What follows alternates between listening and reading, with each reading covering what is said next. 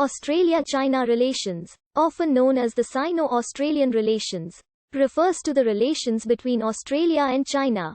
The first Chinese consulate in Australia was established in 1909, and diplomatic relations were established in 1941. Australia continued to recognize the Republic of China government after it lost the Chinese Civil War and retreated to Taiwan in 1949, but switched recognition to the People's Republic of China on the 21st of December 1972.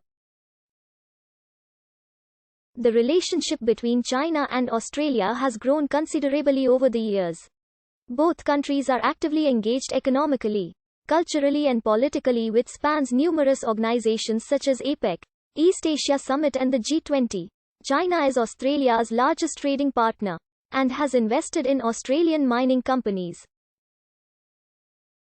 Relations between the two countries began to deteriorate in 2018 due to growing concerns of Chinese political influence in various sectors of Australian society, including the government, universities and media, as well as China's stance on the South China Sea dispute.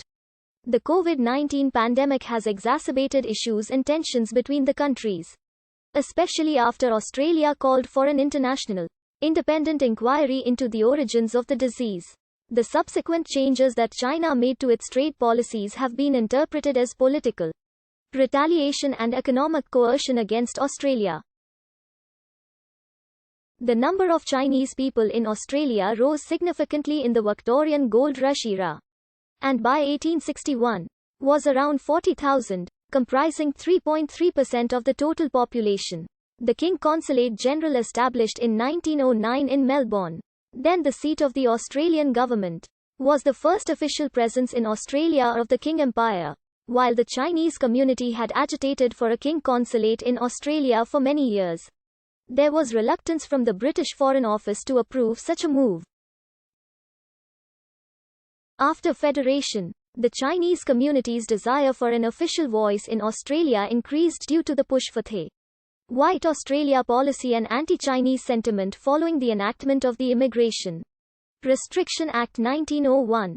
Mei Kong-tat had for years been favoured as the first Chinese consul general by the Chinese community, the European Consular Corps, as well as the Australian Prime Minister.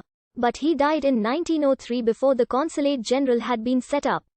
Instead, the first Consul General was Liang Lan Hsun, an imperial official and experienced diplomat.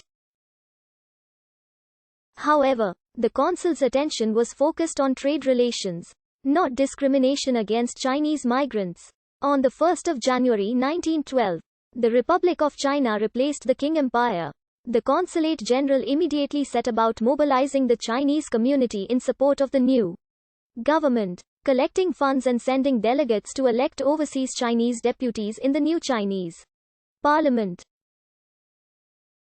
Different political factions in China found support in Australia, while the Consulate General sponsored groups supporting Yuan Shikai's Beijing government.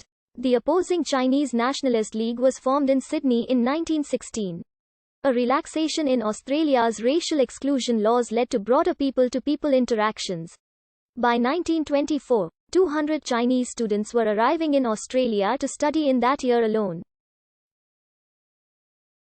An Australian Trade Commissioner was briefly stationed in China in 1921-22.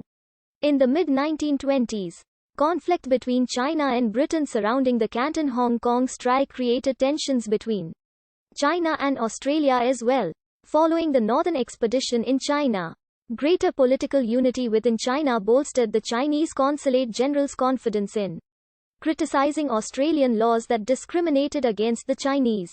They were supported domestically by a resolution at the ruling Kuomintang's Third National Conference in 1929. Australian rules against Chinese residents and visitors were relaxed in response, including making it easier for Chinese nationals to visit or study in Australia. The 1930s saw an upsurge in bilateral relations.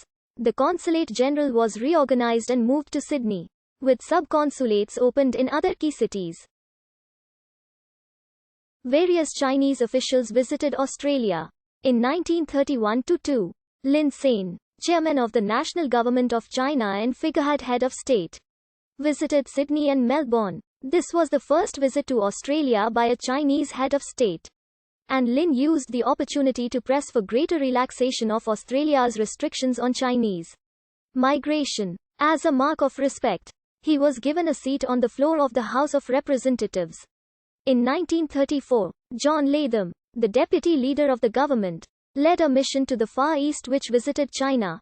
In 1941, after Australia established greater independence in foreign affairs, Australia established diplomatic relations with the Republic of China. Frederick Eggleston, who previously headed the Commonwealth Grants Commission, was appointed the first minister to China in Chongqing, China's wartime capital, while